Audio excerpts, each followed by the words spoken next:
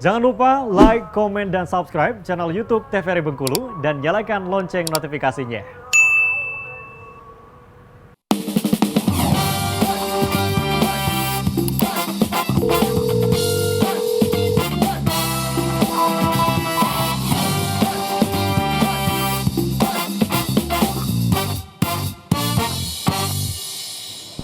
Baik, kembali pemirsa di Dokter Kita TVRI Bengkulu bersama Kita Sehat dan masih bersama saya Karo Fahmi dan juga dokter kita ada Dr. Sony Kurniawan. Tentunya kita masih membahas mengenai varicella zoster. Masih banyak yang akan kita gali untuk di kesempatan kali ini karena baru sedikit penjelasan dari Dr. Sony tentunya mengenai varicella zoster, cacar air, cacar api dan lain sebagainya. Nanti kita akan buka juga, kita bakal lihat juga ada mungkin beberapa pertanyaan yang telah masuk di Instagramnya TVRI Bengkulu atau di line WA-nya TVRI Bengkulu di 0851 7676 4648. Baik dokter, boleh lanjutkan kembali tentunya mungkin untuk penjelasannya sebelum kita ke pertanyaan ya.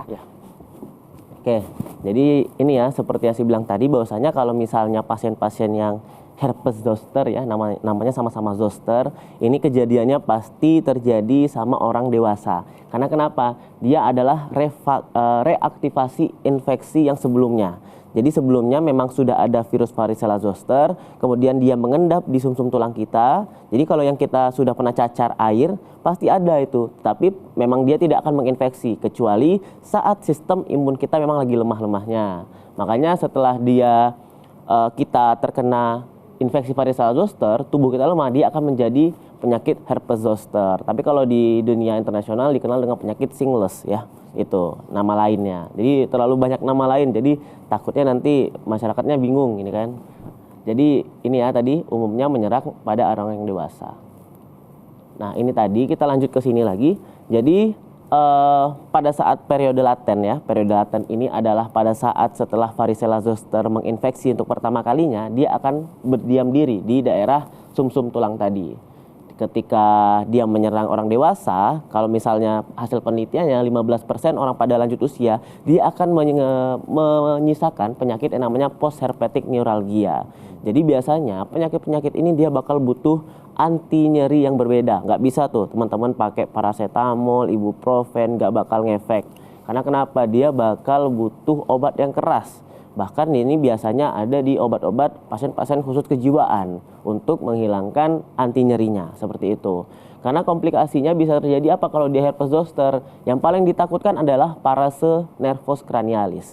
Parase itu artinya adalah kekakuan otot-otot di saraf-saraf di nervus cranialis di wajah. Jadi biasanya dia bakal kaku ya karena post infeksi ini.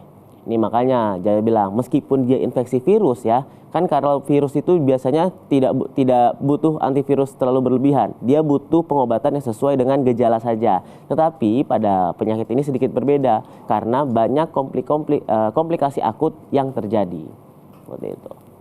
Nah, ini dia gejala klinisnya. Jadi gejala klinis pasien-pasien yang dengan varicella zoster ini dibagi dua tahap. Yang pertama dia ada gejala prodromal, yang kedua itu ada gejala erupsi.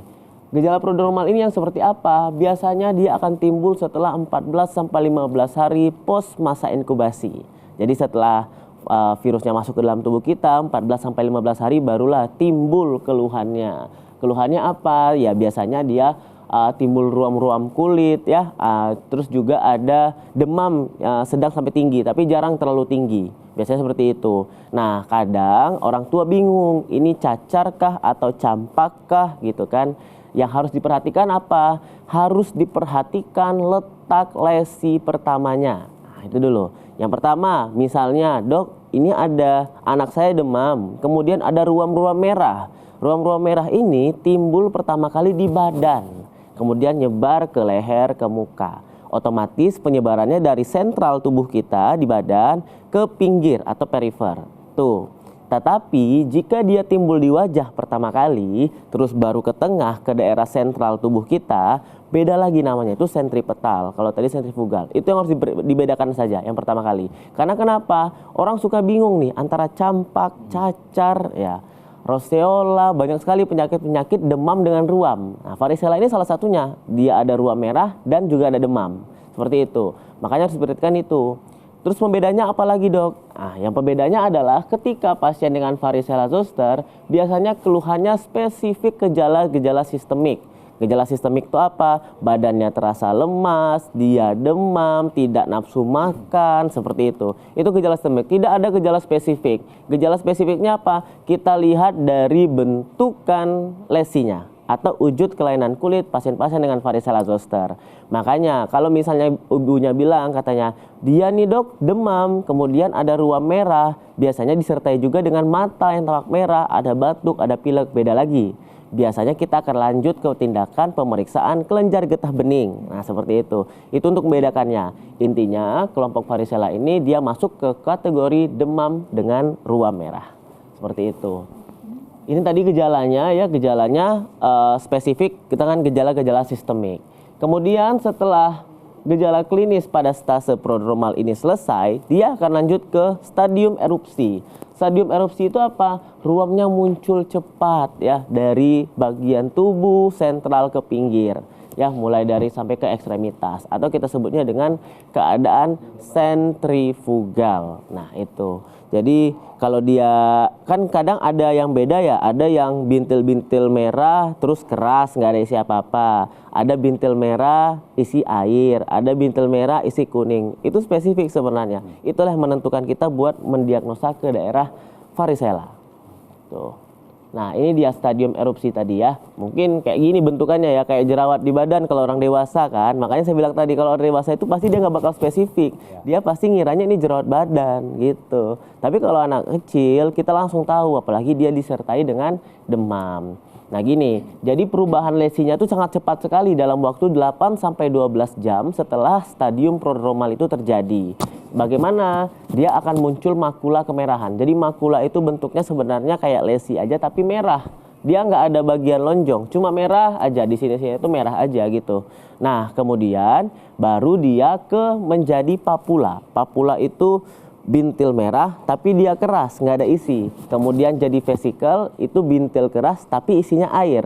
Dan jadi pustula, bintil keras isinya nanah kuning. Nah itu bedanya ya. Jadi ada papula, ada vesikel dan pustula. Kemudian ketika itu pecah, jadi apa? Jadilah koreng. Kalau dalam bahasa medisnya disebut dengan krusta. Oke, makanya. Nah itu dia ya contoh. Jadi kalau orang dewasa itu susah membedakan. Iya, antara jerawat punggung kan sama cacar. Cacar. Ya. Baik, nah kita akan dengarkan kembali, tapi kita jeda iklan dulu ya. Baik pemirsa di rumah, kita akan kembali jeda iklan terlebih dahulu. Tetap bersama kami di Dokter Kito TVRI Bengkulu, bersama kita sehat.